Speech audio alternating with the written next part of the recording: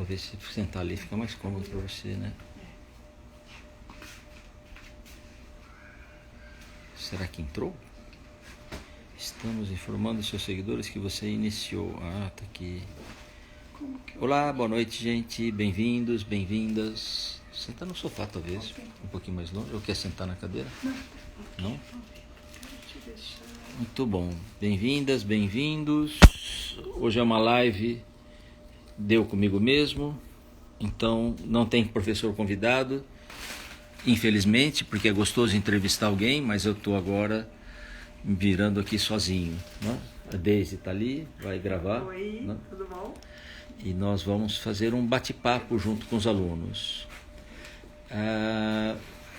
Eu vou explicar um pouquinho a razão disso tudo e como é que vão acontecer essas lives. Primeiro, uma alegria estar aqui com vocês. Acho muito interessante o fato da gente ter essa ferramenta. Veja que estamos praticamente numa segunda-feira de carnaval, embora não tenha carnaval agora, mas pessoas estão viajando, inclusive eu, e nós podemos conversar. Isso é, para mim, muito rico. Isso, para mim, é uma ferramenta importante. A ideia da gente bater um papo vem de muito longe. Desde o início, quando nas minhas aulas práticas eu tentava passar alguma teoria para os alunos, eu sempre pensava assim, como eu vou passar essa teoria? Como é melhor passar essa teoria?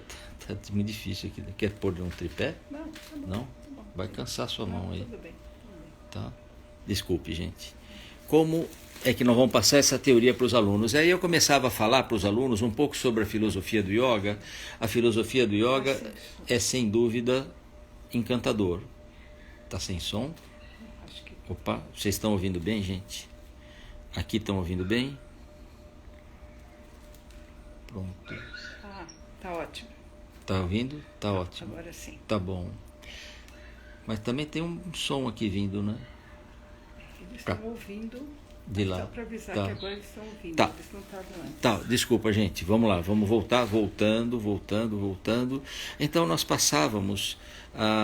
Eu vou deixar mais um pouquinho os comentários, depois eu tiro, tá bom? Oi, Arinha, tudo bem? Oi, Lígia, oi, Soraya. Oi, todo mundo. Prazer em vê-los. Vou voltar minha concentração, porque eu estava falando, senão me perco aqui. E quando eu tentava passar alguma teoria, eu começava a falar para os alunos, e alguns eu percebia que ficavam um pouco inquietos, dizendo assim, pô, será que ele vai falar a aula inteira? Eu vim aqui para praticar e ele está falando. E isso às vezes incomodava alguns, e eu até os entendo, porque o aluno chegava doido para praticar, para relaxar, para alongar.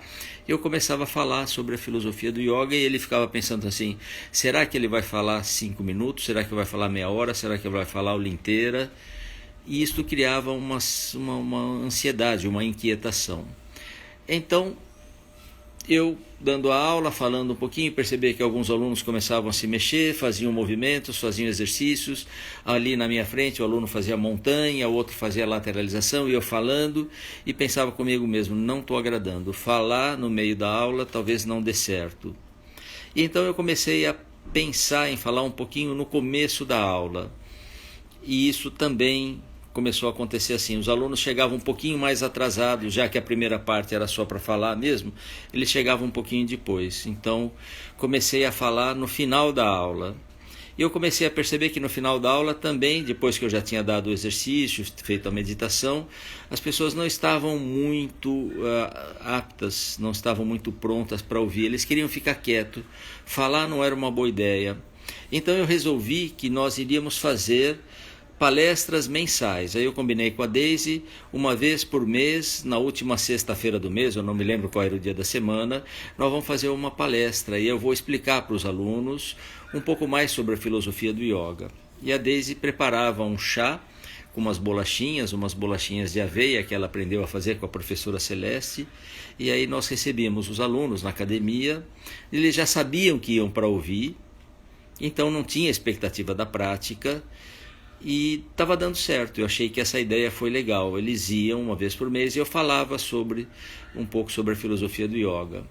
Depois de um certo tempo, eu não tinha mais certeza se eles iam pela palestra ou pelas bolachinhas e pelo chá. Aí resolvemos suspender as bolachinhas e os chás e não apareceu mais ninguém. Então eu comecei a achar que a fala não era exatamente o mais importante. Brincadeira, eles iam sim. Mas eu comecei a criar umas estratégias. Agora, nessa época de quarentena, de isolamento, eu pensei no mês de janeiro em falar 10 minutos antes da aula para os nossos alunos. E foi legal, falamos 10 minutos antes da aula e eu achei que funcionou. O aluno já sabia, e a aula pelo Zoom, enquanto uns vão entrando, eles iam ouvindo. Alguns pediram que gravasse aquilo que tinha sido feito, aquilo que tinha sido dito, e eu não o fiz. Então resolvi fazer isso tudo agora nessa live. E a outra ideia foi não ocupar mais os 10 minutos da aula e fazer esse bate-papo através dessas lives, até porque isto vai ficar gravado e o aluno pode reouvir. Então, contei toda essa história para chegar até aqui, perdendo 5 minutos do nosso bate-papo. Bolachinha é sucesso, era mesmo, era um sucesso a bolachinha. E para dizer que daí veio essa ideia, vamos fazer a live para passar um pouco desse conteúdo do yoga, tá bom? Então eu vou começar a falar. Eu vou tirar os comentários, gente, porque eu me distraio. Eu fico lendo o comentário de vocês e me perco, mas eu tenho tudo anotado aqui o que eu vou falar para vocês. Uma das coisas que mais nos preocupa ou mais nos move é a filosofia do yoga é encantadora. Tudo aquilo que é dito por Patanjali, ou também escrito em textos de Hatha Yoga como conduta, é muito útil, são ferramentas importantes para a melhoria da nossa saúde, mas é muito difícil colocar isso em prática. Ou seja, a gente ouve, faz sentido, eu gosto, mas no dia seguinte eu estou exatamente igual. Aí eu ouço muitas palestras, essas palestras, eu estou falando de mim, tá bom, gente? Essas palestras mexem comigo, eu acho muito interessante, ouço palestras no YouTube, leio vários livros, tudo aquilo faz sentido, no dia seguinte eu estou igual. Ou às vezes eu faço cursos muito interessantes, como um curso que eu fiz com a professora Elisa Kozaza, de equilíbrio emocional, ou cursos lá na Palas Athena com a professora Lia, o professor Basílio. Esses cursos fazem muito sentido, eles são muito interessantes, no dia seguinte a gente está igual. Ou seja, a gente acaba não colocando em prática. Aquilo tudo faz sentido, mas existe uma dificuldade em colocar aquilo em prática. Não é muito fácil colocar tudo isso em prática. Modificação de atitudes, modificação de comportamento, em geral acontece quando a gente tem uma necessidade urgente. Quando a vida está indo bem, nós estamos na zona de conforto e fica muito difícil modificar esse nosso padrão, essa nossa resposta emocional. Mas é o melhor momento para a gente fazer isso. É muito mais fácil tentar mudar uma forma de pensamento quando está tudo bem do que quando está tudo meio confuso, quando nós estamos debaixo de emoções mais fortes como ansiedade ou quando nós estamos deprimidos. É muito difícil querer mudar um comportamento nesse momento. Então, aproveite se as coisas estão bem e tente modificar um pouco os seus hábitos, suas condutas. Daquilo que eu vou falar agora, e é o resumo do que eu falei para os nossos alunos em janeiro, você vai pensar em uma ou duas dessas atitudes e é a partir desta que você escolher que as modificações poderão acontecer. Então não queira mudar tudo ao mesmo tempo, que isso não acontece. Não queira fazer da sua vida uma vida completamente diferente. Já fez sentido. A partir de amanhã sou outra pessoa. Não é assim que as coisas vão acontecer. Às vezes aparece um aluno na academia e ele faz a prática, uma prática experimental, como a gente permite que todos façam, e ele termina a prática e diz assim: é isso. Era exatamente o que eu estava procurando. Era exatamente isso que eu queria fazer para mim. Achei. Nunca mais vou largar o yoga, vou fazer isso para sempre. A sensação que eu tive agora foi maravilhosa. Eu nunca mais vou deixar de fazer yoga. Eu sei que esse aluno não vem semana que vem. Ou seja, ele fica muito encantado, ele é movido por algumas emoções muito fortes que acontecem pontualmente, mas essa não é uma modificação consistente. A modificação consistente é lenta, é gradativa e ela é discreta. A gente percebe pouco que mudou, mas a gente muda, tá bom? Então eu citei para os nossos alunos no mês de janeiro 6 elementos importantes que devem ser treinados no nosso dia a dia, que fazem com que o yoga seja o eficiente. E então no Hatha Pradipika, desculpem gente, o yoga se torna eficiente por 6 condições. entusiasmo, determinação, coragem, compreensão correta, fé no guru e abandono do contato com o público. Ouviram, gravaram, são 6 elementos importantes para que o yoga se torne eficiente. Até um pouco depois disto, Svatmarama, quando escreve no seu texto, o Hatha Pradipika, ele diz que também o yoga se torna eficiente quando em segredo. Quando contado para todo mundo, você não tem a eficiência, a prática perde a sua eficiência. Ou seja, sair contando para todo mundo o que você sente, o que aconteceu para você, popularizando essas que são sensações ou são experiências íntimas, não faz sentido. Há um texto até que diz, assim como você não fala das experiências sexuais amorosas que você tem com a sua esposa, você também não fala das experiências que você tem na prática do yoga. Não interessa para o outro. Isso interessa, talvez, para aquele que está te ensinando, para o mestre, porque isso pode servir de orientação. Mas não é o tipo de prática que a gente sai contando para todo mundo. Então, se tem você amigos que contam muito para você, hoje eu senti isso, eu senti aquilo, eu me iluminei, fiz viagem astral, a luz cósmica entrou através dos meus chakras, eu senti isto e alinhou, desalinhou, desconfie, porque o praticante ele não costuma contar estas coisas, porque não interessa para o outro. Então eu vou repetir, o que torna a prática de yoga eficiente? Entusiasmo. E quando se fala em entusiasmo, isto é uma versão, uma interpretação pessoal, então isso não está escrito nos comentários de Svatmarama, é um comentário meu. Quando se fala em entusiasmo, eu entendo que é entusiasmo pela vida, não é um entusiasmo pontual ou entusiasmo pela prática.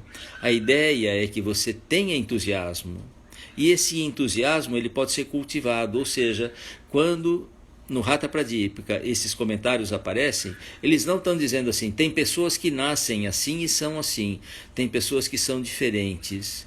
Então, se você não nasceu assim, azar seu. Ele está dizendo, você pode desenvolver essas atitudes, entusiasmo. E o que desenvolve entusiasmo para a gente? Gratidão. Agradecer. Agradecer por mais um dia, agradecer por mais um amigo, agradecer por mais um problema, agradecer por aquilo que você tem e não ficar reclamando por aquilo que está faltando. E nós todos, seguramente, temos muito mais o que agradecer do que o que reclamar. Então, uma das coisas que vai nos ajudar nesse caminho do entusiasmo, gratidão. Tenha entusiasmo pela vida. Quando acordar e você acordar melancólico, dizer assim, ai, mais um dia de trabalho, ai, está chovendo, ai, está muito calor. Tente reverter esse pensamento e dizer, puxa, que bom que eu vou trabalhar, que bom que está calor, que bom que está chovendo. Tente reverter, isto é treinável. Segundo, determinação. Determinação, tapas, austeridade, disciplina é treinável. Nós vamos treinar isso. Faça pequenas propostas para você no sentido de o que eu posso cumprir. Eu passei para os meus alunos em janeiro uma lição de casa. Vamos todos fazer um exercício que se chama Brahma Mudra, aquele que tem os movimentos com a cabeça. Muito simples. Ninguém vai dizer que não fez porque não teve tempo, porque leva 2 minutos e você pode fazer sentado onde quiser, na cadeira, na cama, no chão. E se você achar, bom, já que eu me sentei, eu vou fazer uma vez só, é pouco, faça 5. Mas tente fazer todos os dias. Determinação é adquirido através de alguns elementos que você coloca na sua vida como obstáculos para você superar. Eu me lembro do professor Garotti, foi querido professor nosso, um professor da Índia, já falecido. Uma vez que ele estava aqui no Brasil, nós fomos com ele à feira e ofereceram na barraca das frutas um pedaço de goiaba. E a goiaba estava linda, e eu sei que os indianos gostam de goiaba, só a diferença é que eles comem com sal e pimenta, mas também fica bom. Mas ofereceram um pedaço de goiaba e eu falei, professor, vamos levar as goiabas? E ele disse, não. Eu falei, o senhor não gosta de goiaba? Ele disse, é a fruta que eu mais gosto. E eu não entendi por que não levar, se era a fruta que ele mais gostava. E aí alguém, não foi o professor Garotti, me explicou que quando faleceu o pai dele, ele fez um voto, não comer nunca mais a fruta que ele mais gostava. Isto é determinação. Você coloca alguns elementos na sua vida para você cumprir. Não estou sugerindo que você deixe de comer sua fruta predileta, mas coloque algumas coisas na sua vida que você possa cumprir. Eu vou ler um capítulo desse livro, eu vou ler, sei lá, todos os dias um trecho da Bíblia ou de algum outro texto do Bhagavad Gita. Coloque alguma coisa, mas que você possa cumprir.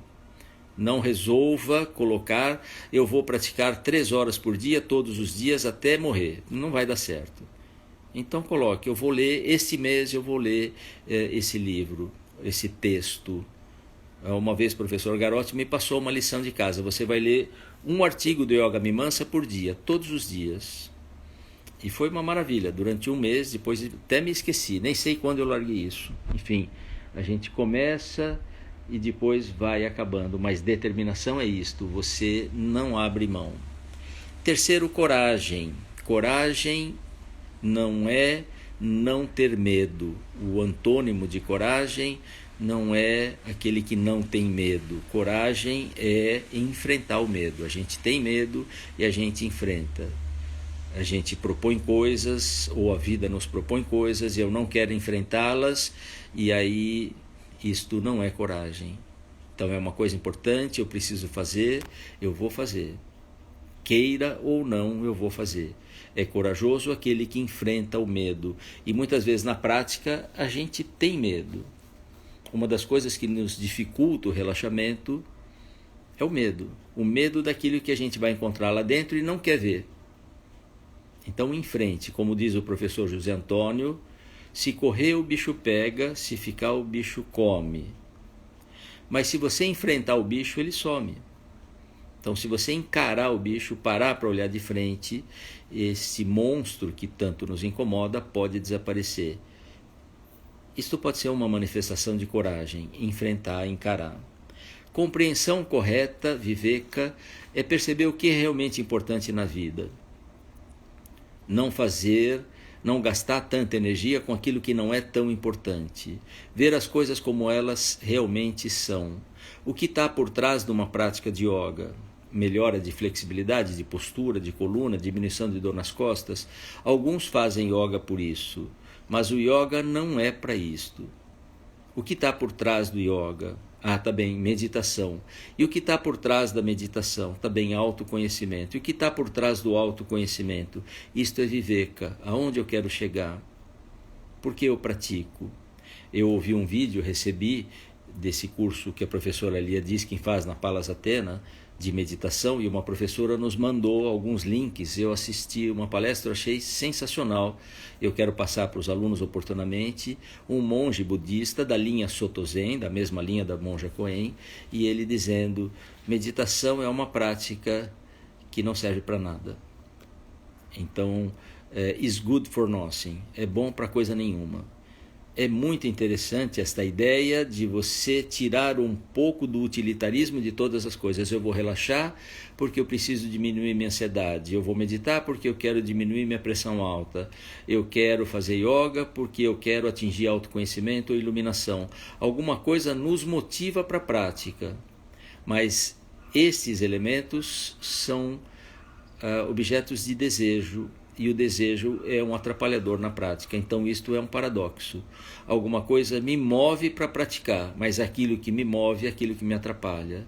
O desejo de atingir isso, alcançar aquilo. Então, quando praticar meditação, como diz o professor Roberto Cardoso, pratique pelo prazer de fazer alguma coisa que não serve para nada. Pense que você vai simplesmente querer ficar sem fazer nada. Isto, por exemplo, é compreensão correta. O que está por trás disso? Tire os desejos, tire o medo. O que está por trás de todas as ações que você faz? Isto é compreensão correta. Mas a resposta quem vai dar é você mesmo.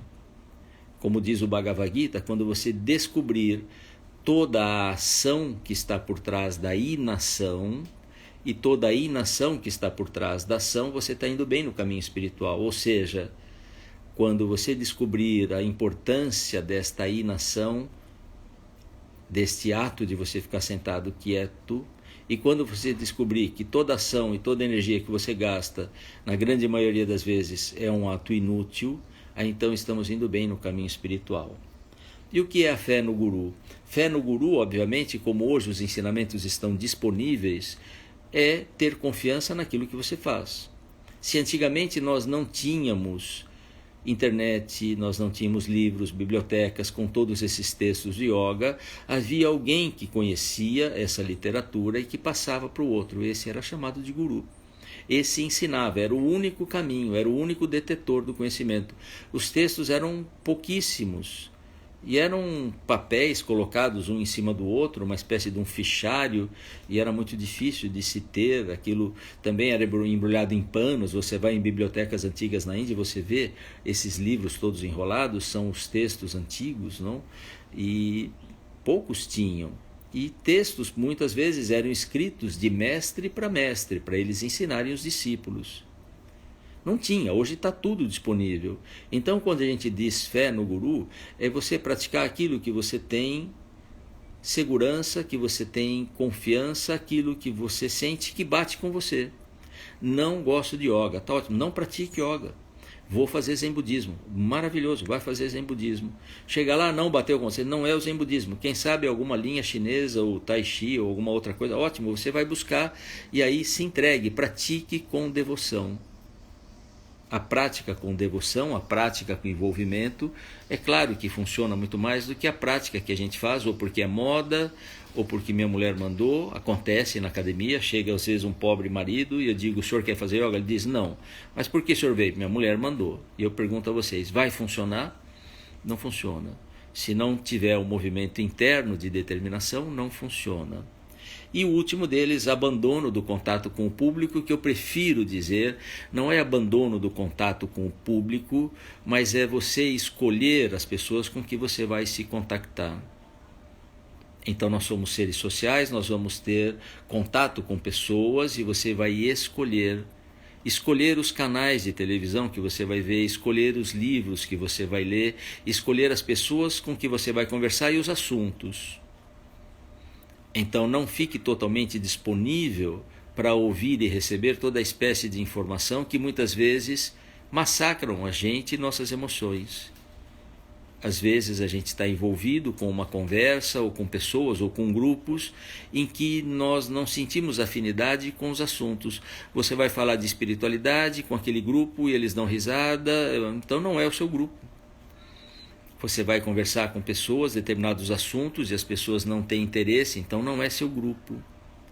E veja se aquilo que você está ouvindo, assistindo, faz bem para a sua saúde.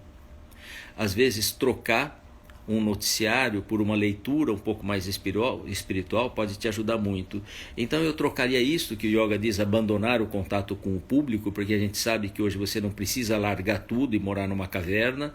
Não é essa a proposta do Hatha Yoga. É simplesmente escolher o grupo, o assunto que você vai se envolver. Então são estes 6 elementos que fazem do yoga o yoga eficiente: entusiasmo, determinação, coragem, compreensão correta, fé no guru e abandono do contato com o público, ou simplesmente você fazer uma eleição, uma escolha daquilo que realmente pode ser importante para você. Mas tem 6 coisas que tornam também o yoga ineficiente. Eu vou falar um pouco mais rápido. Comida excessiva. Se você não se encaixar em pelo menos 3 destes, você está indo muito bem, porque eu me encaixo destes 6, eu acho que em 5. Comida excessiva, esforço excessivo, austeridade exagerada, excesso de contato com o público, inconstância da mente. Então isto torna o yoga ineficiente. E a gente pode controlar isto. Comida excessiva, ainda mais em períodos de pandemia, a gente fica em casa e as pessoas fazem coisas gostosas e a gente não recusa, e muita gente aumentou de peso, inclusive eu. Comida excessiva, esforço excessivo. Veja que interessante, se por um lado o yoga diz determinação, disciplina, tapas, ele por outro lado diz esforço excessivo não é bom. Não é só o esforço físico, é o esforço exagerado. Eu me lembro uma história dessas contadas na Índia, de um discípulo muito interessado em meditação, chega a um mestre e diz assim: mestre, quanto tempo o senhor acha que vai demorar para eu me iluminar praticando meditação? Quanto tempo de meditação, quantos anos eu vou praticar para conseguir o objetivo na meditação? E o mestre, olhando o discípulo do seu jeito, diz: 10 anos. 10 anos, mestre, mas se eu me esforçar muito, ele diz: aí 20. Ou seja, esse esforço exagerado, ele pode ser prejudicial. Ele pode nos distanciar. Não só o esforço físico, mas o esforço de intenção, aquele esforço de tapas exagerado, tá bem? A vida tem que ser agradável, a nossa comida, a nossa dieta tem que ser agradável, as nossas leituras, tudo isso tem que ser agradável. Não é um caminho de autoflagelação, não é um caminho de sofrimento. Então, comida excessiva é um problema, esforço excessivo é um problema, austeridade excessiva é um problema. Você ser muito austero, você é muito disciplinado, intransigente, você vai acordar todos os dias às 3:30 da manhã, você passa o dia com sono, mas você acorda porque você tem que meditar e você só vai comer poucos grãos. Austeridade excessiva também não é o caso. Como eu disse, com relação ao esforço, a vida tem que ser agradável, tem que ser prazerosa. Contato com o público excessivo, é aquilo que a gente estava falando com relação a abandonar o contato com o público, ou seja, não é não ter contato, é escolher bem o contato, é escolher bem os assuntos, é escolher bem os grupos que lhe fazem bem ou não. Inconstância da mente é um dificultador no caminho do yoga. Eu acho que isto não é necessário falar muito. Não, se você não tem a experiência de uma mente inconstante, eu posso relatar para você com detalhes o que é uma mente inconstante. Hoje mesmo de manhã me sentei para fazer uma prática meditativa de manhã, e aí nós estamos fazendo uma construção aqui, uma edícula, e estava lá o rapaz martelando e eu imaginando, será que ele está martelando a parede, será que ele está fazendo aquilo? Né? Desistir da meditação, não dava certo, não conseguia controlar, ou seja, inconstância da mente. A mente não conseguia focar naquilo que era o objeto, minha estratégia de foco, de atenção. Então, inconstância da mente é um dificultador no caminho do yoga, o caminho da meditação. Falando um pouco mais de Patanjali, porque eu vou relatar mais alguns elementos importantes da vida, depois eu vou fazer um pequeno comentário e já vai terminar. Nossas lives, eu não gosto que sejam muito longas, não? Já está ficando longo, meia hora é longo, mas nós vamos chegar no máximo a 40 minutos, se puder 35. Então diz Patanjali que a mente torna-se clara, já não estamos falando do texto a qual nos referimos agora há pouco, Hatha Pradipika, estou falando de um texto anterior, o texto de Patanjali. Ele diz: a mente torna-se clara pelo cultivo de atitudes. Outra vez a mesma ideia de que essas atitudes não nascem com a gente, você cultiva, você educa, você vai trabalhar com isto. Mente clara é a mente meditativa, é a mente que discerne. Lembre-se, nós dissemos compreensão correta, viveka. Isto é a mente clara. Então ele diz: a mente torna-se clara pelo cultivo de atitudes. E aí ele descreve cordialidade. Eu vou ficar só com esta, cordialidade. Desenvolver cordialidade. Isto é desenvolvido, você não nasce assim. Pessoas se tornam pessoas muito educadas, muito agradáveis, muito leves. É gostoso estar com algumas pessoas, mas isto foi treinado, isso foi desenvolvido, ele foi educado para isto, ele ouve os outros. Ouvir os outros é uma forma de treinar a cordialidade. Ligar para um amigo é uma forma de cordialidade, mandar uma mensagem para o seu amigo é uma forma de cordialidade, ou seja, a mente torna-se clara pelo cultivo. Ele vai falar várias atitudes, eu vou ficar só com essa cordialidade, você vai dizer: mas por que não fala as outras? Para que isto seja motivo de assunto das próximas palestras, senão não tem assunto, acaba tudo hoje e vai perder a graça. Então, a mente torna-se clara pelo cultivo de atitudes de cordialidade. Um outro sutra importante de Patanjali, eu estou resumindo tudo que eu falei em janeiro para os nossos queridos alunos, tá bem? E eles queriam, isso vai ficar gravado, espero que eu consiga acertar essa coisa de gravar, aí vocês podem reouvir. Mas outra coisa importante no caminho do yoga, Patanjali diz no Sutra 2.16, capítulo 2.16, o sofrimento que ainda não veio pode e deve ser evitado. O sofrimento que ainda não veio pode e deve ser evitado. E como nós evitamos esse sofrimento? toda vez que você pronunciar uma frase que comece com e se, sabe? Vamos fazer essa viagem assim, vamos. E se, corta essa frase, não dê continuidade, corta, não continue. E a outra frase que deve ser evitada, aquela que começa com será que, estas coisas que prevêem um futuro ou alguma ação futura, elas conflitam com isso que diz Patanjali nesse seu sutra, quando ele diz o sofrimento que ainda não veio pode e deve ser evitado. Então, se você viver exatamente o presente, esse sofrimento que ainda não veio pode e deve ser evitado. A mente é, por natureza, catastrófica. Ela quer resolver problemas que ainda não existem. Alguns têm o privilégio de mente menos catastrófica, alguns têm mais, eu sou do grupo 2, mas a mente tende a querer resolver os problemas antes que eles aconteçam, por antecipação, esperando que chegue um momento em que a gente vai poder desfrutar. Obviamente, um momento que nunca chega. Isso já vem da nossa educação. Quando você está no primário, na minha época era primário, dizia assim, olha, quando você entrar no ginásio, aí sim você vai ser um menino, você vai ter alguns privilégios.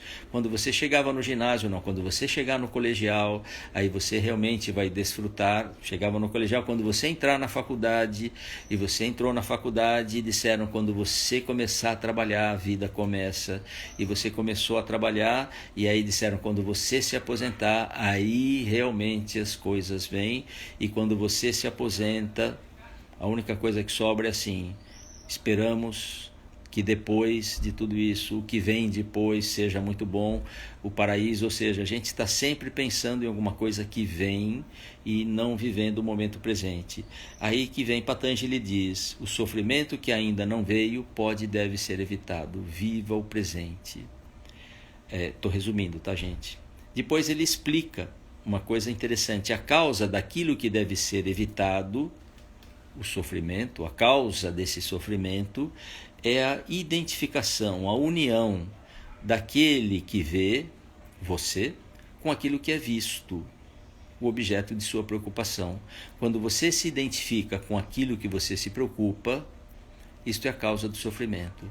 O objeto não é necessariamente um copo, um vaso, uma cadeira, sei lá, uma planta, uma árvore. O objeto de identificação pode ser sensação, emoções, situações. Quando você se identifica com uma situação, eu estou falando com vocês agora, tá bem? Eu me identifico como palestrante. E se eu me identifico muito com esta função e eu não sou isto vai me causar sofrimento futuro. Identificar-se com aquilo que você verdadeiramente é, sua essência, não se esquecer disto. Bem, eu comecei a nossa fala dizendo, a gente ouve tudo isto, faz sentido, só que depois a gente vive exatamente igual. Amanhã estamos todos exatamente iguais. E como evitar que isto aconteça? Escolher um destes itens, um destes que fez mais sentido para você e tentar treinar isto, não por uma semana. Dizem as pessoas que trabalham com comportamento que você tem que treinar pelo menos por 21 dias para que esse novo hábito, esse comportamento seja incorporado. Então eu vou rapidamente descrever algumas dessas atitudes que nós falamos e você vai pensar, minha sugestão, durante um período em adquirir estas atitudes. Eu coloquei aqui alguns itens, mas eu não vou ler isto não, tá bem? Eu tinha colocado assim, escolha, por exemplo, ser cordial. A mente torna-se clara pelo cultivo de atitudes de cordialidade. Então você pode escolher ou não, se isto faz sentido para você ou não. O outro que eu tinha separado, comida excessiva. Não, eu vou colocar aqui que eu vou fazer uma certa restrição por um período. Mas eu não vou colocar o que eu selecionei, eu vou rever todos os itens e você que vai escolher. Escolha algumas dessas atitudes que fazem sentido para você e treine uma delas. Não fique querendo treinar todas, porque isto não vai ter continuidade.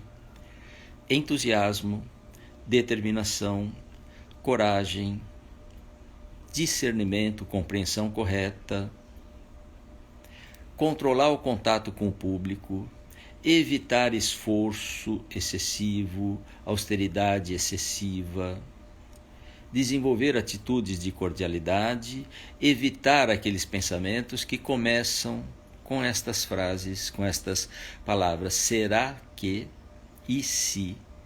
Então, evitar aqueles pensamentos que se referem ao futuro. Estes geram ansiedade, tentar viver o presente.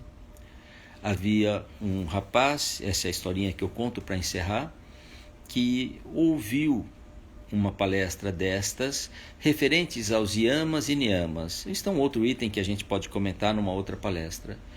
E na palestra lhe foi dito, não queira treinar todos ao mesmo tempo, escolha um e treine aquele que lhe faz mais sentido, e todos os outros comportamentos, atitudes, todas as outras modificações virão como consequência, porque tudo isso está interligado. O entusiasmo está ligado com essa cordialidade, que está ligado com coragem, enfim, tudo está interligado. Assim como os yamas e niyamas de Patanjali.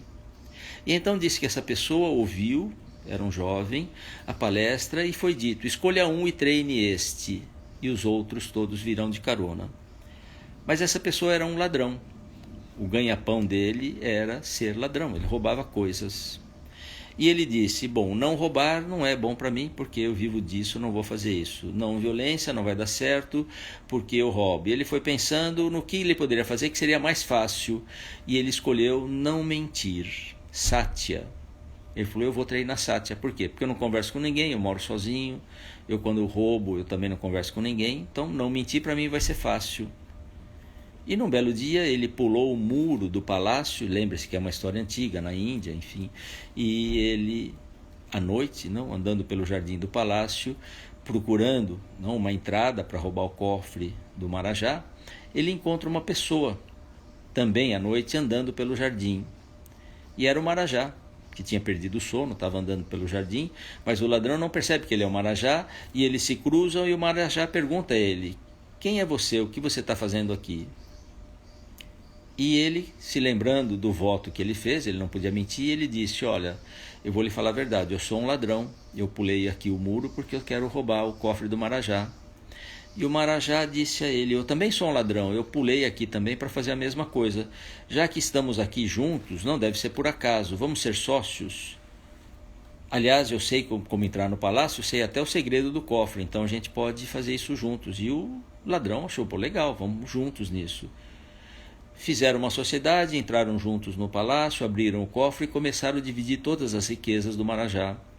E ele dizia, isso é seu, isso é meu, isso é seu, isso é meu, um para mim, um para você, um para mim, um para você, até que chegaram na maior riqueza do Marajá, que eram 3 enormes diamantes.